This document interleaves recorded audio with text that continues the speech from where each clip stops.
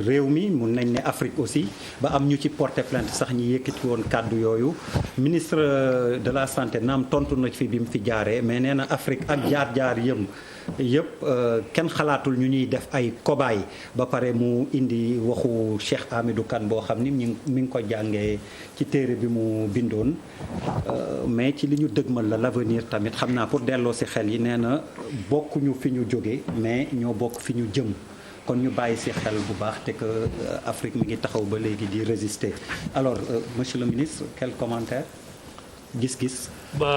Commentaire bi que je pense que wax bi moom c'est sans commentaire. Responsabilité la position la assumer ko je pense que loolu moom lu leer la. ñu koy jaajëfal sax ci courage bi ak ni mu ko waxee également. ok allez docteur. waaw jërëjëf je crois que loolu wane na ne am na changement générationnel ak bu entraîner ay changement d'attitude. C'est un président qui est né après les indépendances et qui assume. Je crois que tout bi coow li amee ñëpp a ngi doon xaar autorités yi réagir. Et il l'a fait, il a montré la voie. Ça veut dire que l'Afrique doit se décomplexer. Et ñun ñëpp ñoo bokk ak tubaab yi école yi ñuy jàngee. Il est temps que ñu mën a assumer wu, tant que ñu nekk dans une cohésion et que l'Afrique soit unie. Parce que l'appel du président Macky Sall te yeneen présidents yi waroon nañ ko ñëw fekk si dans cette lutte là et dans les par rapport aux conséquences xeex boobu. Allez Charles Faye. waaw man temps yi nag man jeune mu film Kobo yooyu la may fàttaliku quoi dama ko fan parce que oui non c'est vrai il a réussi quelque chose d'extraordinaire. ba dina jig président Charles Faye fan. jeune mu film mooy koo xamante ne yaay des à la fin corona de. yow t'as rien compris xam nga yéen les littéraires là il faut toujours faire des applications mathématiques. il a réussi une géopolitique médicale j'espère que dinañ ko réussir ak docteur bu doy parce que daf ñuy pousser fu sori. il a lancé affaire xaalis bi dette bi c'est très intelligent léegi la ko war a def non il a réussi des choses formidables comme l'a dit le ministre rek nañ si génn ak jàmm ak salaam te dina am ay reddition de compte yu salaam. et bon rendre ce qui à César ce qui lui appartient masque yi ñuy sol nii pour sensibiliser vraiment ci plateau bi ñuy terminer nii. c'est venu de toi Charles merci. allez Pape Djibril. oh am na solo trop li muy wax nii c'est-à-dire que ñi fi jaar yëpp Afrique te tey ñu am way. dañoo wax lii mais dañu ko jëf. am na si ñoo xam daf leen coûter seen bakkan. donc malheureusement c'est une réaction. par rapport ak ay convictions yoo xamante ni benn nit am na ko feneen. mais lii moo war a nekk suñu quotidien on ne doit rater aucun moment aujourd'hui pour rappeler gars yi dañu teg esclavage teg nu colonisation et que li woon dafay won ni définitivement et que africain de service mënatu fi am rapport boobu ñuy am ak kooku noonu la ñu war a am ak FMI moom la ñu war a am ak Banque mondiale moom la ñu war a am ak ces multinationales qui sont là qui nous pillent comme pas possible moom la ñu war a am au quotidien avec le monde entier. alors Birima. waaw non mais xam nga nag quand même le président Macky Sall heure bu waree wax li mu war a wax boo nangoo rek xam ne gëm na boppam man nga ko compte ma nga may faral mais gëm na boppam. def na ko devant Barack Obama def na ko devant. le premier ministre Canada def na ko même centre kii Abdou Diouf.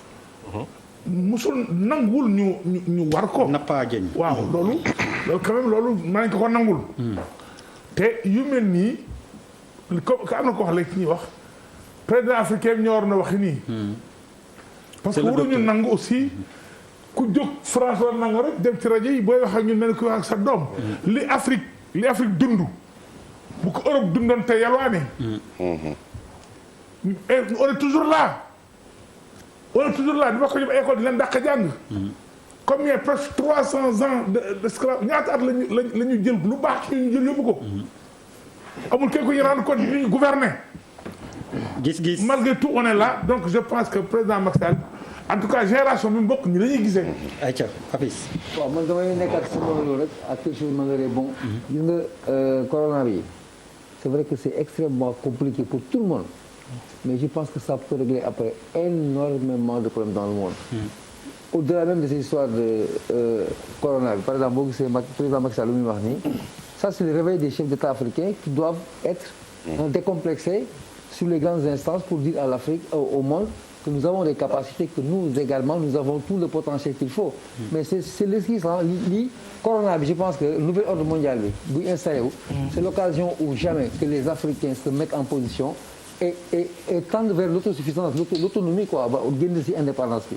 Bouba Je crois que c'est Ouais, les prémices, quoi. non pour man ñun ñëpp li ñuy jooy chaque jour en tant que croyant muy jullit beeg chrétien bi moo ci yem yàlla jóge fële wan ñu ni États-Unis Chine Europe que ay dëkk yu vulnérable nañ trop te yàlla moo ñu ko wan moom mooy que mën naa leen téye foo xam ni yéen seen bopp yéen ñi ñàkk lu ñu naan punkal boo ko yebee ca doxin wala ñu xool punkal bi xam ni kii à la limite fi mu foogoon ni foofu la àddina toll dara mën na ko ñëw déstabiliser. Et je pense que ça nous a donné une opportunité de li nga xam ni qu'on se dise la vérité moom le président africain peut-être di denc ci biir xolam te mënu koo génn ci gémmiñam pour beaucoup de raisons.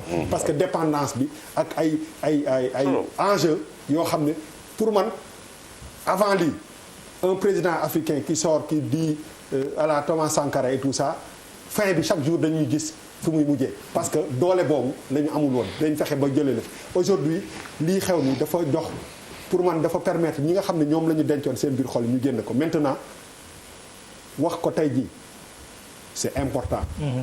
jëfee ko ëllëg. c'est encore plus important.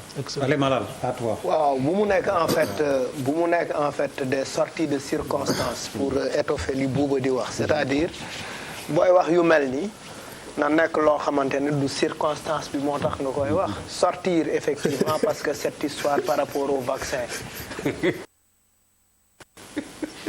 xam nga yéen a ma gën a fort baat sama baat fort bu quoi.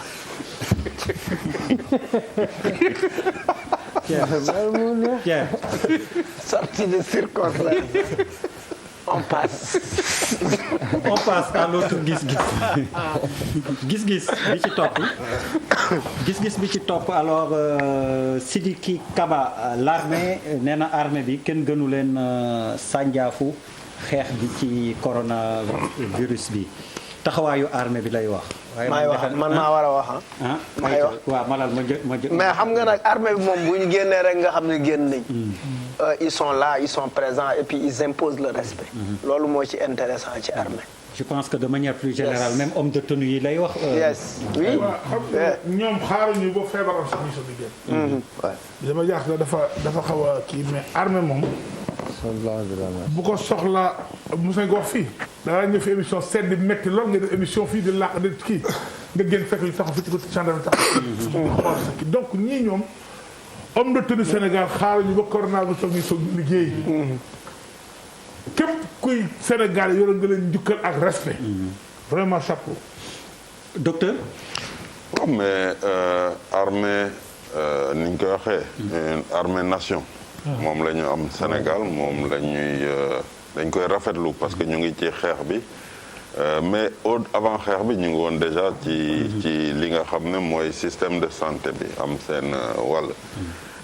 mais à travers armée homme de tenue yëpp laay bëgg a féliciter homme de tenue aussi moo ko waxee mooy préfet yi mooy gouverneur yi ñoom nga xam ne ñu ngi ci gox-goxaan yi di liggéey bokk ci xeex bi bokk aussi ci li nga xam ne au niveau le plus décentralisé ñoom ñooy animé souvent doo leen dégg mais li ñuy engagé woo ci xeex bi vraiment c'est quelque chose à saluer te maa ngi koy saluer ci turu ministre de la santé. li may yokk kon pour le ministre nii leen Diouf Sarr jëlee seen dossier yóbbu pour ñu yokk payoor wala ndàmpaay je veux dire ci période bi ci force Covid bi pour ñiy faj eh bien na def noonu homme de tenue yëpp muy gendarmerie di police di armée nañ leen.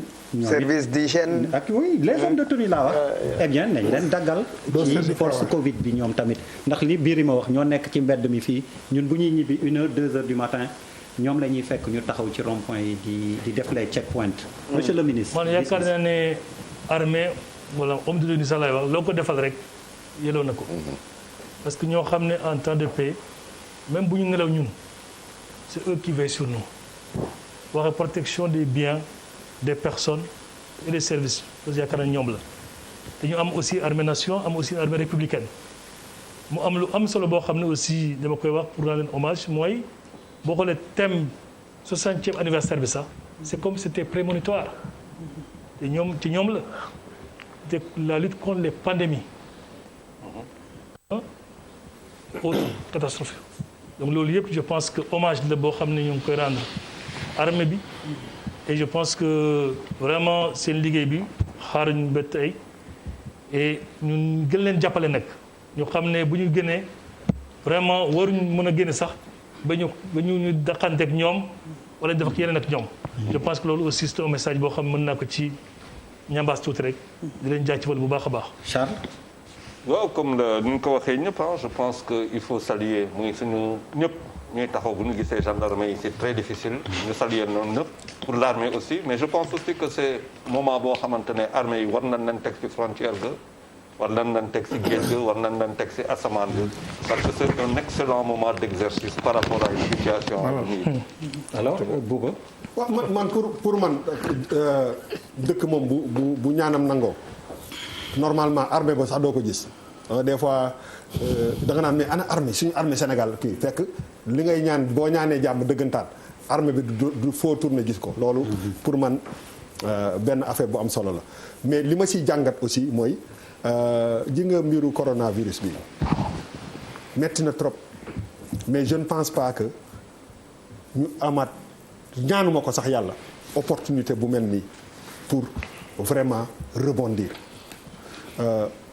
foo dox ci àddina soo xoolee benn boy sax ñu ne kii papam de commandant wala dara boo seetee ñu si gën a bëri doomu commandant yeeg doomu en tout cas ñi nekk militaire yëpp dañuy am benn façon d'être bu ñuy nekk dafa am benn nu ñu leen di yaree et pour man lii daf ñu war a jàngal que ni armée bi dañ ko war a gën a mettre à contribution warul nekk rek yor gobar ak jaas yi taxaw di garder frontière je pense que buñ ko gën a valoriser war nañu mën a gën a participer sax ci développement wu suñu réew yi parce que sincèrement armée sénégalaise moom ñëpp leen di naw ci biti mais pour man dañ leen sax sous-utiliser par rapport ak li ñu leen war a mën a soxlaa parce que bu ñu incha allah gañee xeex bi je pense que suñu xeex bi ñu war a xeex pour développement sax dañu war a nekk ay nit yoo xam ne dañ leen ci impliqué bu baax. Pape Djibril. waaw li Bouba wax moom mooy j'espère que opportunité bi dinañ ko saisir ba bu ñu ko saisiree ñu essayer comprendre démotivation bi am souvent ñu essayer comprendre pourquoi santé am mouvement de contestation bu tudd ànd gësam ñu jéem a comprendre pourquoi au niveau de l'éducation am ci un mouvement de contestation boo xam ne la revalorisation de la fonction enseignante parce que fii ñu toll nii armée bi mënu cee ñàkk personnel de santé bi mënu cee ñàkk mais personnel de santé bi parce que éducation de qualité moom moo amoon donc yooyu ñooy yi nga xamante ni pour man nañu ci agir jox leen seen gëdd rare na nga gis militaire ci sa koñ wala dara mu tabax R+1 wala mu tabax étage alors que au même moment d'autres qui pillent l'argent de ce pays là se permettent n'importe quoi. allez Papis non Papis mbiri ma wax na ba pare Papis. l'après corona c'est important dina ñëw. ayca forcément bi ci des. gis-gis bu mujj bi Pierre. mooy léegi ci corona bi la ñuy des ak contribution bu professeur Jean-Louis Correa agrégé des facultés de droit et ak Sciences Éco mais pour tënk li mu wax am na solo lool mais pour tënk mooy li ñu siiwal je pense que mi ngi woon seen point de presse tey docteur. ministre du travail nee na ci jamono corona bi kenn mënul dàq liggéeykat sauf mu doon faute lourde. donc jàngat yooyu la doon indi ci contribution bi mais ci tënk loolu la. te solo si mooy yow syndicaliste nga. non mais point de presse ministre kay nga waroon teg. moo gën a officiel. kenn mënatul dàq jamono ji liggéeykat sauf mu doon faute lourde ndax corona bi dogal bu nguur bi jël alors Papis. bah oui l'État a l'obligation d'accompagner ses concitoyens. c'est dans tous les c'est une logique quoi c'est une cohérence c'est que le Sénégal. deux secondes rek c'est que war nañoo jël Sénégal parfois par exemple si ça t'arrange nga def ko un état wala une république si ça t'arrange pas nga génnee ko si service mondial bi y a tous les pays sont obligés dafa am yoo xamante ne mënoo si muccal sa bopp donc le Sénégal a l'obligation d'accompagner ses citoyens au même titre que toutes les républiques dans ce monde c'est ça la lecture qu'il faut en faire c'est tout c'est une cohérence. Ouais, mais moi je suis d'accord mais bon en même temps aussi je suis d'accord que état aussi ni mu pression boobu muy teg entreprise yi pas que man dama am entreprise daf leen war a accompagner pour faisabilité loolu quoi. pour ñu téye seen i employés. parce que voilà c'est difficile peut-être pour beaucoup de gens. am na ñoo xam ne bëgg nañu peut-être téye seen i employés il faut que état aussi accompagner leen trouver ay mécanismes yu leen di permettre aussi ñu téye c'est pas le fait de le dire rek et taxaw di xaar di seetaan gars yi quoi je pense que kii am na benn message boo xam ne ñu bëri dañ ma koy wax et je pense que émission bi peut-être kii la bu ndaw rek ma génn tuuti rek kii waat mooy que ñi nga xam ni peut-être que am nañu ay bailleurs lañu maanaam am nañu ay immeuble ak am nañu appartement ak am na ay kër loué ko ay nit. ku ci mën a jaamu yàlla ba ki luy néeg bi 10 000 nga xam ne 10 000 bi bu la ko fayul du la peut-être tere dund nga seet ci yàlla ku ko mën je pense que war nga mën a dimbale sa morom ba nga xam ne teggil nga ko loo xam ne tant sa du la empêcher nga dund quoi kenn composé wul kenn nag mais loolu benn citoyen rek moo koy sànni noonu Birima waaw mais xam nga fi àdduna bi toll xëy ñu xëy tey la jukka mercredi lañ signé décret bi tey la ministre de point de presse ce matin donc loolu moo gën a officiel pour man loolu laay wax en tant que syndicaliste du le professeur bi wax li mu xalaat mais ministre bi xam ne c'est la République li mu wax ci loolu laay en tant que syndicaliste je pense que 2 phases la faut ñu garantir l'emploi mais il faut ñu garantir aussi l'employeur loolu bu doon wax attention donc on a dit que dañuy accompagner l'employeur exiger aussi mu téye les travailleurs même bu def chômage technique mu fay à 70%. mais il faut pas état aussi exiger employeur bi mu fay noonu kon na di fay te utile accompagner état war def yéex wala mu jël temps boog sama koy wax am na société yoo xam ni même bu ko état bi exiger pour demee quelque chose mën a fay travail boo te dee daa ci kaw liggéeykat bi je pense que aujourd'hui l'état doit tout faire pour que liggéeykat bu nekk li nga doon am nga am ko mën a jox sa départ loolu dafa laaj accompagnement bu rapide. c'est bon.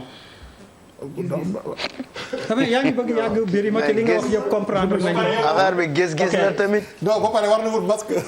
alors voilà masque bi. non moom monsieur le ministre. mais moom hors série lañ koy def. est-ce que très rapidement aussi en 1 minute les paiements 302 milliards yi ñuy jox fournisseurs yi c'est effectif plus remise fiscale 200 milliards 100 milliards beneen boo xam ne ñambasal lañ ci soutien avec tout ça on est fondé à demander de ne pas licencier. Absolument. Et d'ailleurs je pense que ça répond à la question de Bouba. Bouba ak Birima oui. voilà mu ngi noonu. boo xoolee composante 3 programme bi c'est vraiment stabilité macroéconomique et financière. donc loolu yëpp boo ko jëlee nag dugal ko foofu c'est tout à fait normal ci période exceptionnelle bu mel nii ñu bañ a précariser benn travailleur. je pense aussi le président de la République boo xam ne mooy général bi actuellement nii war na mën a protéger toutes ces troupes te troupes yooyu yëpp mooy ku nekk rek mooy les 16 millions de Sénégalais. donc c'est extrêmement important wax na ko je pense que boo xoolee am na ñu bëri c'est un élan de solidarité ñu bëri jël seen xaalis di ko joxe gis nañ ko fi Bouba aussi exemple bi nga joxe am na réew yoo xam ne bitim réew lañ mais am na bailleurs yu bëri yoo xam ne jël nañ mesures yu mel noonu donc ñëpp xam ne daal vraiment c'est une situation exceptionnelle ku nekk rek loo ci def rek ci lu baax da ngay jaamu yàlla.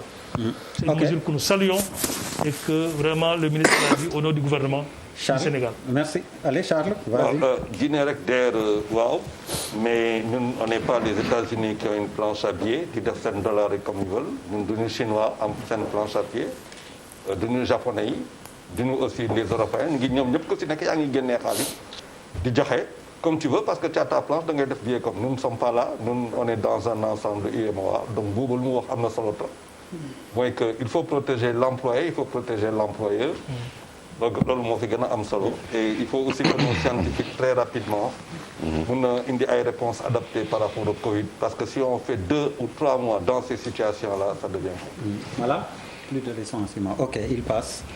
Oui, le contexte d'urgence warul ñu soustraire benn yoon ci planification évaluation te planification ak évaluation moo ñuy permettre ñu xam le besoin mais moo ñuy permettre aussi ñu toog ak les acteurs clés état toog ak les acteurs clés waxtaan ak ñoom pour que li gars yi di ragal yëpp mu bañ a am et je pense que ne actuellement situation bi loolu la recommandé. Docteur. Oui, peut-être ci côté boobu je crois que li ñu mesures yi nga xam ne moom lañ njëkk a prononcé c'est surtout des mesures ayant tendance à renforcer les employeurs dans un premier temps.